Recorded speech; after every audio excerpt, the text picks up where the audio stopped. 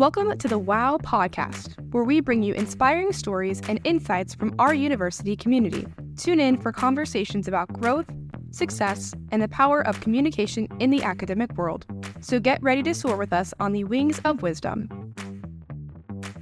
So, welcome to a new episode of the Wings of Wisdom podcast. I'm your host, Dr. Mohsin Bensed, and today I have our wonderful DJ as my co-host for this episode. DJ, how's it going? Good. How are you? Doing well. Good. Thank you so much for being here. Would you course, like to introduce our guest? Of course. It's a pleasure to welcome our guest, who is an assistant professor in the Communication Studies Department at Ashland University. Our guest today brings a wealth of expertise in political campaign communication, presidential rhetoric, evidence use, and social media discourse.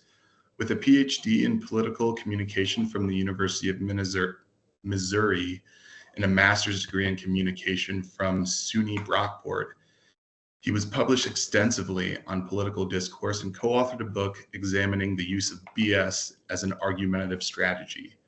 Passionate about creating engaging and meaningful learning experiences, our guest is actively shaping the future of the department by proposing a new political communication minor. As soon we will be teaching graduate level courses in the upcoming spring semester. We are excited to have you on the show, Dr. Jeff Delbert. Thank you. Very good. A lot of that's from the recent press release. I think some of it was from that. Maybe not the BS part, right? No, they didn't include that. Yeah. We'll get to that. It's a technical term. It's a technical term. It is. It is. What does it stand for? What does it stand for? BS? The actual BS, right? Oh yeah. Bull hockey or whatever. Okay. All right. There's a fellow out of Harvard that started to talk about the art of it, and so we were just applying it to presidential discourse. And it's when you're looking at maybe claims that are not necessarily meant to be true or false or judged on that, but instead judged as sort of a space filler. They're just kind of words. They move people pathetically or their emotions, but they're not meant to be judged as true or false. Right. Very good. Yeah, thank you. Maybe we'll touch on that more later. But let's start with your experience as an undergraduate student. If you could share with us some of the highlights of that time. Yeah. I went to undergrad to be a meteorologist, I thought. I really like rocks, I like weather, but I wasn't as interested in it once I started digging into the actual science. It's very interesting, just not for me. So I had switched to a business major, and I was still doing my communication minor because you wanted to be a weather person on TV. Fantastic. But those classes kind of gripped me, and it was a broadcast journalism degree eventually. I liked talking, I was thinking maybe I would be videoing things, get on ESPN, or maybe I would just be, in some sort of like intense news situation, or I would do broadcast sales, so sell advertisements or write advertisements. That was my goal in undergrad at the end. Wonderful. And how was it in terms of, your time as a student? Was it challenging? Did you have any, hardships to adjust to? Meet deadlines and stuff like that, if you can speak to that. Yeah, I think that I was a decent student in high school. I think I did pretty well. The transition to write better, I think a formative experience in my first year at college. I was writing an essay for my society and culture class. So it's part history, part looking at sort of cultural, sociological things. And I was writing this essay and I kept getting a C, and you could, in the program I was in, you could rewrite as many times as you want. And I really wanted to learn. It was important to me. And Dr. Chadsey, who looks vaguely like Stone Cold Steve Austin, at least in my memory, so we sat down several times to sort of discuss why my writing was bad. And it wasn't bad, it just wasn't good.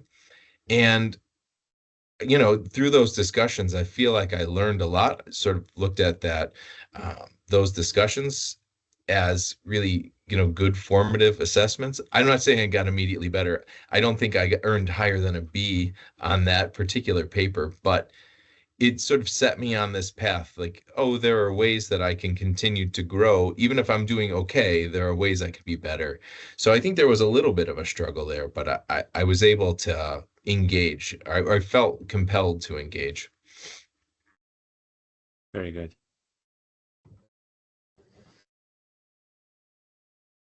How about your journey to Ashland University? How did you eventually end up here?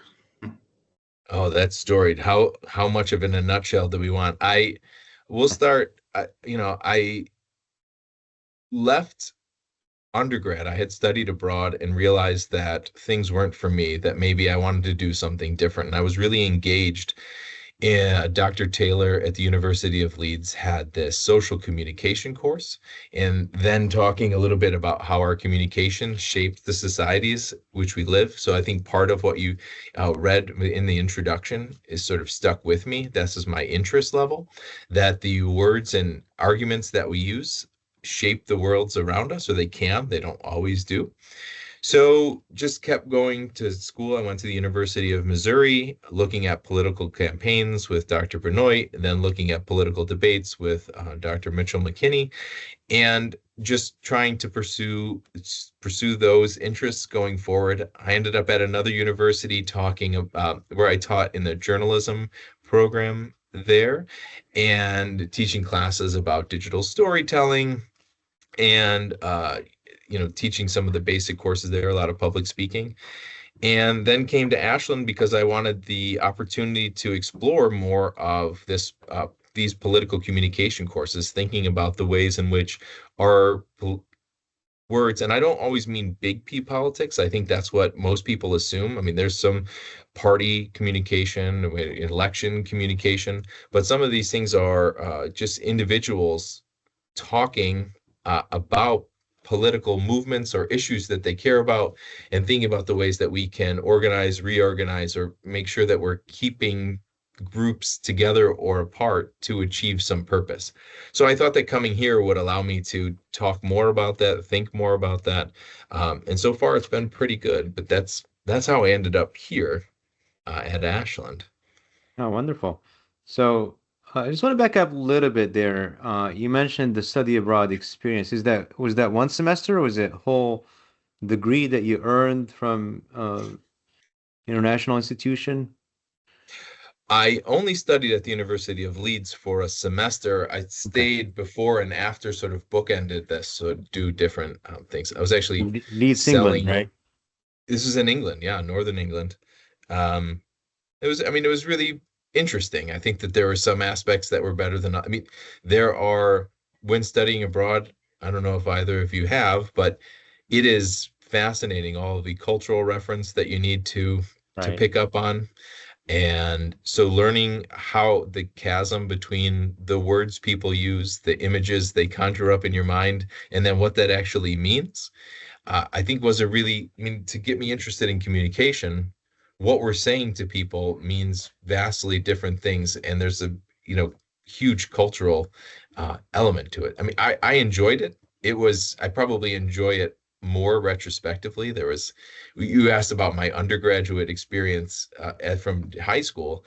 I think the transition from going from a state school in Western New York to a major university in the United Kingdom was a huge difference. The responsibility that they place on students that take ownership of their own education, it's not scaffolded or anything very well, was really motivating and probably deeply disappointing. It was sort of highlighting some shortcomings that I had. But I think I learned quite a bit from that. I took my second political communication course there, and was looking at international political communication. We did a lot with German elections there as well, Oh, wow. and yeah, I don't know. I just really loved it. I thought it was fun, but again, some of that's retrospective. But I did enjoy the experience while I was there. But there's just so much to process. Right, right. Did you get to watch any soccer games? I know Leeds United, that's a right, a huge You club. betcha. I went to several, and for such a like C tier. I don't know what they. I mean, they're not very good, but it's just a wonderful experience. Loved going to Leeds United games. Great, great. I know DJ asked about coming to Ashland, and what has stood out to you in terms of the community here? Yeah, I first off, I think everyone's been extraordinarily friendly here. I feel well supported. There's been several instances, found a group of people to, exercise with. I found I joined the AUWRC. I'm not great with acronyms. And Dr. Mondell has been amazing at sort of looking at this work-life balance, introducing this program to help me be a better scholar and probably a better teacher, engaging with site and some of these teaching scenarios, developing a course for next semester, thinking about the things that I can do to be a better teacher. So I think that the community itself on Ashland's campus especially has been incredibly supportive for me personally and academically. So I really do feel set up for success since coming here. And people have been, with the Writing Center, I went there early on to talk to you mostly, and I talked to Andrew, and was able to find some partnerships for the Com 101 class. Very and good. can see some of those developing later on too. And I don't know, just everyone's been super collaborative, and I like that. Absolutely, yeah, yeah. If you're gonna say something, anything different, we're gonna cut that piece. Yeah, right. But yeah, No, good no, answer. The Writing Center has been incredibly helpful, and with the first year seminar too. So I've really, Yeah, really yeah. felt that was Well, good. we're really glad that you're here. So yeah, very grateful for you being here and for your family, and looking forward to more semesters to work on things together and see how we can better support our students. Absolutely, I'm looking forward to it too. One of the things that I'm interested is how, especially since there's going to be a political communication minor, kind of like, how would you define that, and how is it different than other communication fields? Yeah, so if it goes through, it's got quite a few more hoops, I think, to jump through.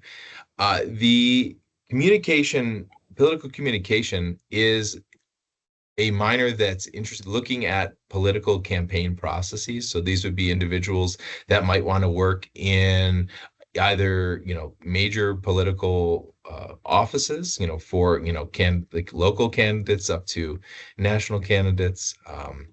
But in the communications office, there's a bunch of different roles. So it's integrating part of our strategic communication programs here. So how do you engage with different groups and organize them, get information out to people? Political communication, the classes itself are looking at the ways that we engage with those political structures. So it's a little bit more focused on we'll talk about political debates. So what constitutes a good political debate? And some of that is ideally, and then some of that will explore practically how they are actually conducted in our society. Some of them are looking, part of the course is looking at political campaigns. So everything from political advertisements to just political messages, stump speeches. So we'll be analyzing some of those rhetorical components there. But basically, it's looking at the political side, achieving some sort of specific goal, either policy or an election, rather than sort of like maybe a more general organizational goal. How do words help us do that? And how do arguments help us? Are you Does that working answer that? closely? Are you working Pardon? with Department of Political Science at all, developing the Yeah. course? Yeah, so part of the minor would be incorporating understanding politics, the political science course. There is Dr. McBrayer has a course on political rhetoric, which is going to be offered next semester. I think this is an incredible opportunity for students as well. I think the Lincoln course is part of, you can Oh, have, okay. there's an option at the end there. But looking at partnering with, some of those, you know, political institutions is really important knowledge. So learning Mm, how things work. Uh, Part of my doctoral work was looking at some of those aspects. I mean, I'm not an expert. I think that it's very interesting looking at the different branches of right. U.S. government, but the understanding those institutions is extraordinarily important to be able to target your discourse, right? If you're talking about the Supreme Court, those elements, like the strategies you have to communicate either to a news agency or to maybe advocacy groups is different than if you're talking about congressional candidates or someone who's running for an executive position, like, I don't know, Right. governor or something. Yeah, so there is an element, like a hands-on procedural element within the minor, right? Yeah, the goal would be hopefully to get students interested in this placed in different, to intern at different political Oh, offices. So look at the Ohio State House. very good, yeah. Um, but And that would be, that's the goal, right? Is how do we look at, one of the things is people think that sometimes political communication is viewed as zero sum, right? That it either works and then you vote for that person, or it doesn't work and then it's sort of worthless. The and maybe I won't say the advantage, but one of the opportunities of political discourse is to increase the salience of certain issues that might not be talked about quite as much. So pushing that idea up into the forefront of people's minds, making sort of this rhetorical event where there might not be one beforehand. I'm not sure it's always effective, but it's interesting to think about how words can create situations or make them seem like they are not anything interesting to talk about, and it might not always be super effective, and even if it doesn't achieve this sort of end goal, it might start that conversation that could continue on in future conversations and future elections and future advocacy campaigns. right, Well, right. I would think that that's how minds are changed, like over time. Like you had mentioned, like thinking of it as zero sum. Well, not like for very big topics, you can't change everyone's mind in one conversation, in one. So that repeated process and constant communication is where really minds would be changed, I would think.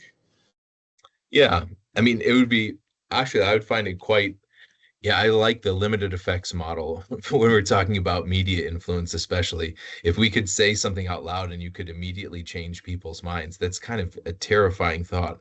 If someone gets a hold of propaganda and you could just say it and this, like, it just, and you're like, oh, my mind has changed. That's a terrifying idea. So looking at this sort of limited effect of our words, of our media campaigns is I enjoy, part of my philosophy is, right, we are going to engage with these case studies. We're going to engage with real situations and see what did transpire, what kinds of effects were there, and what was the perspective, or what is the sort of dominant perspective being discussed? Is it something where we're really focusing on maybe the place itself? We're looking at this town, it becomes the central focus. Well, is there another way we could talk about that? Maybe there's some sort of tool that we're not using. We could look at, we have agency to change this town, or we might look at people, what kinds of people are around that aren't currently involved, that different reframing might give us some different conversations about any particular issue. That's very, very great. Yeah, it's amazing, really. So you're looking closely at the real world applications of the field itself, especially in this climate, right? it's a very uh, polarized political climate right now, and if I may say, You in your may. opinion, in your professional opinion, how can communication or political communication help bridge that divide? Yeah, that's a big question. In some ways, it's really hard. I mean, some of those recalcitrant identities or like stagnant identities are extraordinarily difficult to move, right? We have moralities that we've had with us forever, and those might not be moved. But if we can change the way that people engage with others, I don't need to change your mind per se, right? I don't need to change Right. who you are as a human being, but we look at how we can coexist and create compromises that, or at least we don't even have to be a compromise to cooperate in a single space. I think that this is a perspective that is in some ways, I don't know, not lost, but where people think my way must be dominant. And I think that communication itself can see where there are ideas that can't coexist.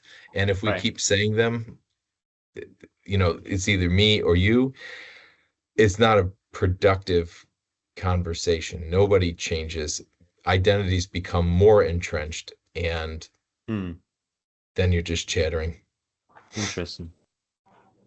But I don't know. This is a big question. I think about um, polarized. I mean, I think everyone that thinks about political communication thinks about the polarization there, right? Is how much of this is able to be changed. And I think that there is something to be said, that there's a lot of research that suggests that we can change the conversation to be less about, I'm going to communicate from my identity versus talking about issues and adopting positions on issues that then inform my identity.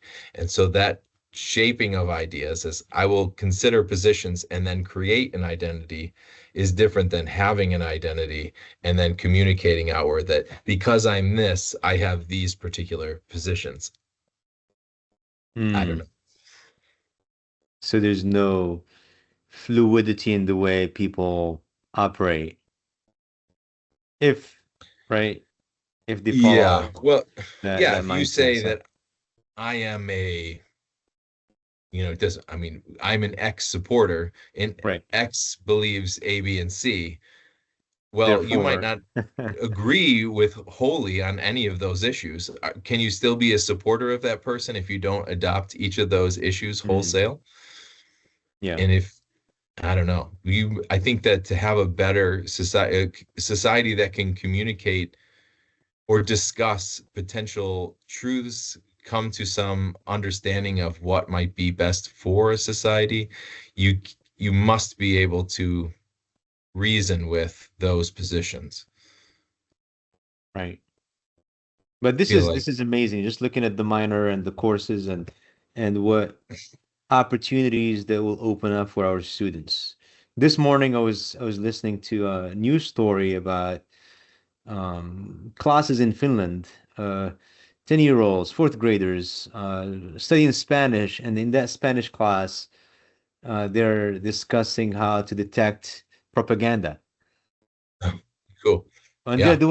doing it in a second language or foreign language to them. So it was fascinating. Yeah, those things, when during COVID, for instance, thinking about what is misinformation, what is propaganda, those things can be incredibly difficult to. I don't think that we're very, and research would bear this out, we're really bad at detecting lies by and large. And so some of those elements, right, where we receive information and later on we're told that it's a lie, we still might repeat that information as if it is Right, true. right. So I think it's an interesting endeavor, right? What are we going to do to, how can you understand that somebody is scamming you? How can you Hmm. understand that Yeah, we can trust information, especially when there's so much information saying you can't trust. And you can't trust this news source. You can't trust these politicians. You can't trust the government. I don't know. Yeah. It's really, I think that's a useful exercise at least. Yeah, yeah. And you're a big fan and an expert in debating. We don't have a debate group or debate club on campus. Are you thinking about maybe creating one in the future? So yeah, that would be part of this course. Also, will be not implementing those debates. So maybe engaging with classic sources and engaging in parts of those debates. We have the PRSSA club here, and it's a Okay. public relations club by nature, but it's inclusive of all kinds of communication. If you're interested in sports political that's part of that. So if individuals were interested in debating, we could start to engage with in those programs, or at least imagining them. I can see individuals, the Ashbrook Institute has speech competitions every semester. I was Right. able to sit in on one of them. Those are interesting. I think that there's ample opportunity not just to give speeches, but to encourage Ashland students to engage with not just or with other students to see if they can find different positions or argue against maybe what they believe, to see how well they can assess their own beliefs. So I hope we'll see if we can generate interest in that, because Wonderful. there's a lot of opportunities in debate and scholarships there. So I think that would be really neat Absolutely, if yeah. we could develop that. Very good. DJ, did you participate in the Ford speaking contest? Not yet, no. I'll have to Okay. eventually, but not yet. I know if you're in Ashbrook, you have to do it at least once in your time through. So I will eventually. No, this one is through the WCC. It has nothing to do with Ashbrook. Oh, It's gotcha. No, I can't say I've ever done okay. that one It, either. so Lucille Ford speaking contest usually is due, I think, mid-April or the first couple of weeks of April. So each year, this one is going to be the third annual. And actually, I was hoping to. Dr. Hellman was part of the judging team. So maybe we'll extend that invitation to you if you're interested, Jeff. Oh, for sure. We'll send some students over there too. Get, I hear there's Yeah, a prize pool too. So there we're is. gonna Yeah, develop some great speakers. It's gonna be great. a cash prize. Yeah. So, Were you ever on the debate team, Dr. Delbert? No, I was not on a No. debate team. There wasn't one at my undergrad. Where I just came from, we had a great debate coach and a good debate team. They won some championships, so I've gotten to witness what a successful debate program looks like from my colleague there, Cade Hamilton. But he did a great job. Great. Tell us a little bit about the master level courses they're going to be teaching in the spring. Yeah, the one I'm teaching in the spring is professional communication, I believe, or yeah, it's something like professional speaking, I believe it's called. Oh, wow. Okay. 660. So in that course, part of it I think is looking at if you wanted to be a political or public speaking professor, things like that.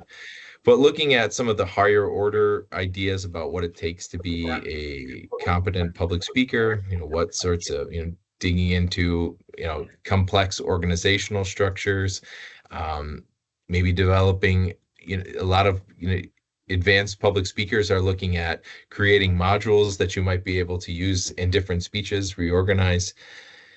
But the bulk of the course is how do you construct messages for different audiences? And I hope they'll engage with those ideas, the core ideas of what it means to be a good public speaker, and have them practice and hopefully come out better speakers themselves. Wow. What is the program that the course is part of? Yeah, it's our master's level strategic communication okay. degree. Very Yeah, it's good. run by Dr. Monicel, and it's we have really fantastic graduates. They speak highly of the program. So feel Wonderful. fortunate to be involved with that. Yeah. That's awesome. So I hope I can be of use. yeah. Uh, I'm gonna ask this, DJ, if that's okay with you. What's a typical day like for you, as a professor in the communication studies department? Yeah. And yeah, go ahead. Sorry. Oh, I was gonna say, so this I think changed this semester. Again, shout out to Dr. It's to the AUWRC. I get to school here about 8 o'clock. I spend 30 minutes writing on Monday, Wednesday, Friday. I teach 4 COM 101 classes this semester. So I'm in the classroom a bunch, have office hours, try to get some intermittent grading done on those days. And then after those classes are done at 3, probably answer a bunch of emails. Tuesday, Thursday, I write for about an hour instead of that 30 minutes right at the beginning of the day, Oh, and wonderful. do course prep, grade. We read things. I don't know, just intermittent reading, right? You have to catch up or keep up with, what's happening in the field. And then anything else that pops up, meetings. I mean, I would say overall, preparing to teach, teaching, grading, writing. Project right now is looking at the websites from the European Union and the Department of State and their discussion of support for Ukraine during the first 2 years of that conflict. So seeing what are they talking about? Is they really opening up, or are they looking at Ukraine in a really interesting, unique, new way? I think the answer is no. But what are the dominant argument lines there? And then try to bring some of that into the classroom, talking about just general communication principles. Wow. That's awesome. What So about you push-ups? mentioned, sorry.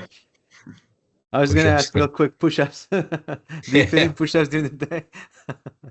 Yeah. Just intermittent. That's what I do after the 2 sections. Just get Yeah. 25, 50 in. There you go. Get your 100, huh? Oh yeah. 100 a day. Every day. Okay. What were you gonna ask, DJ? Sorry. You had mentioned PR SSA events, and I remember being in the class where that was part of your interview process and things like that. I can tell you're a pretty high energy person. You seem really motivated. Can you talk a little bit about what motivates you to go above and beyond and about being an educator? It's a good question. I mean, this is delay tactic, right? No, I am a high energy person. I don't know what makes me that way. My children sometimes say that maybe I'm a bit too much, but I don't know. I just think that the world is really interesting. I really like thinking about what we hear, and I like thinking about what that means, and I like considering how it impacts me. And those are the things that just keep me going. In that class you sat in, is that the one where you talked about Jelly Roll? Or was that a I different think one? so, yeah. Yeah. So Jelly Roll's talking about the opioid epidemic. I found this, something like that case is extraordinarily interesting, right? In the halls of government, somebody used to, sell opioids to, regular people, then testifying to Congress about this being a epidemic and needs to be addressed. This intersection of celebrity meets, public policy is a really, I don't know, that's extraordinarily interesting. I don't know how you could not be motivated to think, why would Jelly Roll be the voice of reason on this topic? I mean, it's extraordinarily serious. There are, experts who know more than this, but who moves the public? It's Jelly Roll, right? Who's going to move these Congress people? It's Jelly Roll in some way. And so I think, what just keeps me going is thinking, what are we what ideas are we being flooded with, and why are we thinking about them? And that's, I think, really dumb, but maybe I'm kind of dumb for thinking about it. But I just like, I don't know, I just hear those things. I'm like, I want to think about that more. And I guess that's the simplest answer, is I just have things rattle in my head and I'm like, we should talk about that. No, seriously, we only hear great things about your classes. For students who don't know you, why they should take a class with you? Well, I mean, one of the if I'm going to write an essay, I applied to this job talking about my teaching philosophy.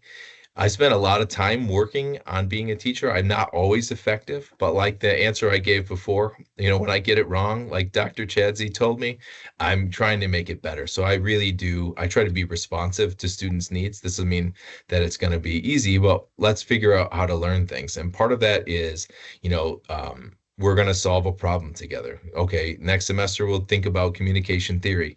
Kind of boring. But how does this, it's not just theory to sit up on a shelf, but how might this impact, if we use that as a frame, let's think about an experience that you've had. Let's think about something that's happening in the world, and you just have this lens to be able to analyze it. It might give you more words to talk, like, this is how I feel, this is how I think. And so classes with me, hopefully, are just going to give you maybe words to express, to articulate things that are bouncing around in your own head. It's a fair answer. Thank you. I think It's like also a practice thing, but I didn't. High energy makes for really good educators. It's the high energy people that you need. It keeps students engaged. Like you had said that sometimes it might be too much. I think in terms of energy, like in the classroom and leading a classroom, I don't think you can have too much energy in that regard. You're teaching 2 p.m. on a Friday, you better have a lot of energy. You're just going to get them going, So one of the objectives of the podcast is to highlight the importance of communication, especially in academia. As an expert in communication, why do you think it's important for students to be effective communicators? So I just was at a conference, and there was a retirement panel for Dr. Benoit. He was my first doctoral advisor. And one of the lessons that he taught me, and he teaches everyone, this is just his philosophy, is that, you can have these really complex ideas, but you should be able to communicate them simply. And so all of his, you could read his articles, and he's a brilliant man, and every article you read, like, that's easy, that's accessible, and he's not trying to prove to you that he's smart.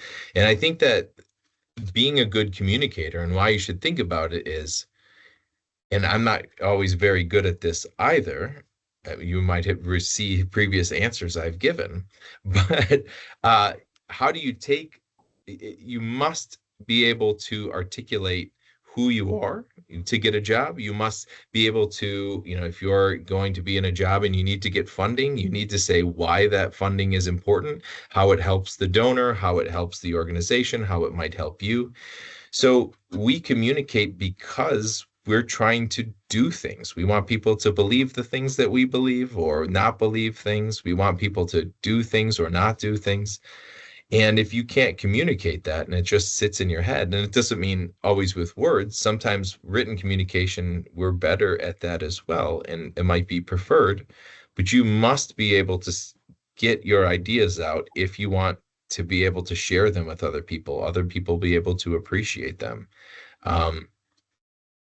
So I think that just being able to communicate, it's fundamental to being a social creature. Very good. Yeah. Agreed. No, I think it is.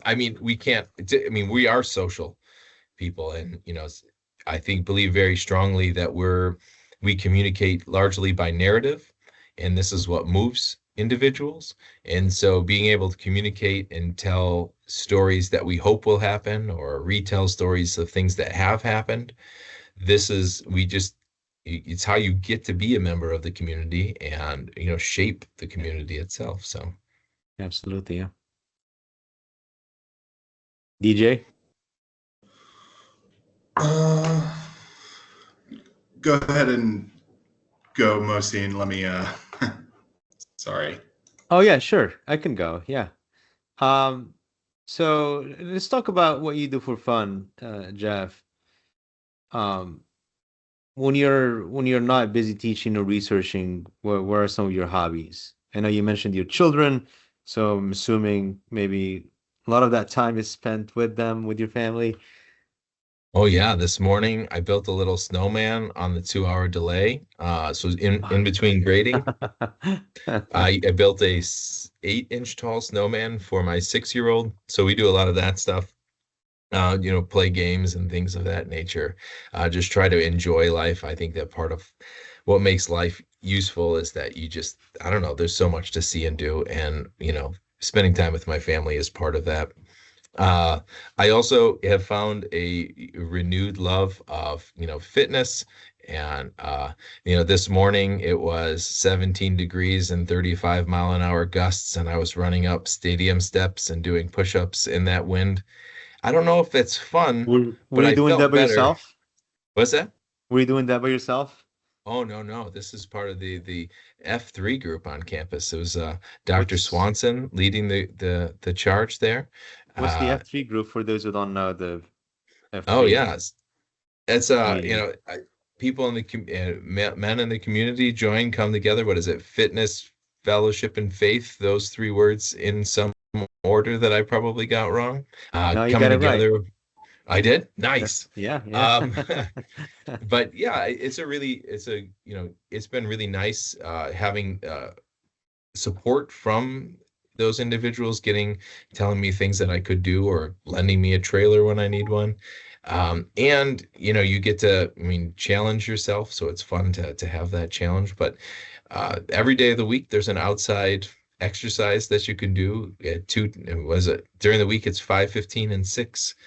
There's a Saturday one at 6:30 in the morning. And, it's everything from, like I just described, running up steps to, we played dodgeball in 1 week. That was amazing. I haven't played dodgeball since, college. But I think that's incredibly fun. I've had a really, I've enjoyed getting to make friends there. And, the byproduct also of being in better shape so I could see my children get old also. What's your favorite spot on campus? I spent a lot of time in here in my office. My favorite spot on campus, I really like the swings in the middle of, like, those little swings, like you have to meditate. There's like 4 bench swings in there. There's those massage chairs in the student center. Mm-hmm. Fantastic. But I don't know. I enjoy the campus itself, just being outside and walking. Even in the bluster today, it was fantastic. Yeah. And probably those 3. Great. And I was reading the press release. Oh, DJ, go ahead. Sorry. No, I was gonna say, are you originally from Ohio? No, I'm originally from Buffalo, New York. Oh, okay. Gotcha. So a little bit smaller than New York, but is there anything that you've done or that, like, you found cool around Ohio, whether it's in Cleveland, you kind of gone around the state at all? I have. Mohican State Park. I love that place. I love it. It's great. I've seen a lot. I've experienced more Amish culture than I've ever experienced in my life. So that's been, get to go to their farm and, pick peaches or vegetables. And, I don't know, that's been cool. There's a splash pad in Columbus we went to a bunch of times in downtown. That was awesome. We went to Cleveland when I was younger. There's good restaurants and things to do there. But the area is really nice. I like it. I like my neighborhood. Freer Field's fantastic. We just set a Guinness record for most independent lit Christmas signs. So I don't know. I like using the word we there, like I was a part. I wasn't, but that was cool that they, the mayor and people from Grandpa's Cheese Barn and others were able to put that together. That was really neat. The Hallmark Town. Hallmark Town, balloons in the air. Yeah. Fantastic. Did you get to Well, you see haven't Balloon seen Fest? the Balloon Fest yet. I was gonna ask That's that the too. weekend we moved in. Oh, it is. Okay, it was. Okay. Wonderful. Oh yeah. That genuinely was fantastic. I've never seen a balloon launch before that moment. I mean, I've seen them, but like just dozens of balloons glowing at nighttime or lifting off. It was magnificent. It was very crowded this time around too. Like that entire field, that 3-year field was absolutely packed. I went with my girlfriend and I looked out over the massive sea of people and I was like, why are we here? For the food. I think most people For are. the Pretty food. much. Yeah. That's why I went to the rodeo too. You got to get that fair food. I was gonna ask. So today I was reading, before this episode, I was reading the press release, but I think that this came up in your profile, AU profile, right? The webpage. So what's the story behind the upside down Soviet air globe in your office? I think maybe I can see part of it, right? In the background. Yeah, over Oh, there. there you go. Yep.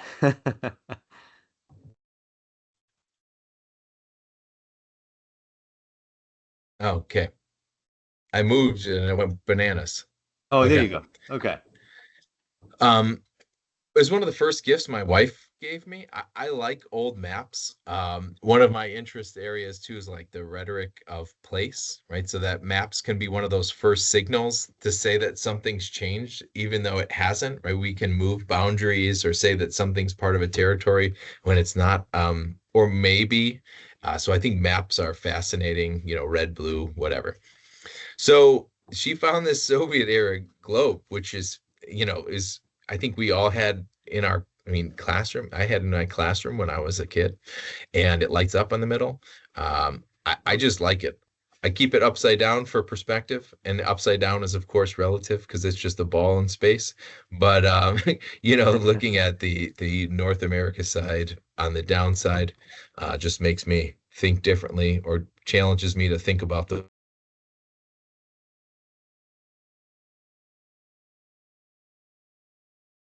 No, I think we I think froze. we lost you, Jeff, there for a second. Sorry. You were talking about the upside down perspective. It challenges you, and then we kind of lost you there. I see. Yeah, I don't know if the internet. I'm plugged in, so I don't really know. It just the weather maybe. Maybe. Yeah, like just challenge it. Like this is just thinking about in a lot of things that I write about or talk about internationally. If when we're talking about contemporary issues, thinking about the ways that we discuss the world upside down makes me just reconsider where I'm talking about. It's stupid. It's this like dumb rhetorical trick I think I do, but just looking at North America is different than South America. It's very significant, the top and the bottom, north and south, east, west, and What if Australia was dominant? That was symbolic, the yeah. Northern Hemisphere. Yeah. We usually end with the final question. So usually this is about your advice. If you were to give one piece of advice to students, what would it be? My biggest advice is to learn to accept criticism. And that doesn't mean that, I think that in some instances when we receive feedback that we weren't perfect, there's this tendency to lash out emotionally. And that could be just getting really sad or disappointed in yourself, or get angry that person has some vendetta against you. And in education, it's best if you can listen, You don't need to accept things right away. You can set it aside for a minute and come back to it. But I think being able to accept that criticism will help you grow. And if you can't listen and process it, you'll never do anything different than you're currently doing. So listen, accept that criticism, try to be better. Thank you. What a valuable piece of advice. Jeff, thanks so much for being here and for sharing your time and insights and passion with us today. We're super grateful to have you with us at AU. Thanks for having me, and thanks for making my time on campus great so far. So Absolutely. Looking forward to the next few years. And thank you so much, DJ, for co-hosting. Yep. Thank you for having me. Listener, singular, thank you for listening, and we'll see you next time. See you. All right. Thank you. Thank you for tuning in to the WoW podcast, where curiosity meets inspiration. Brought to you by the Writing and Communication Center at Ashland University.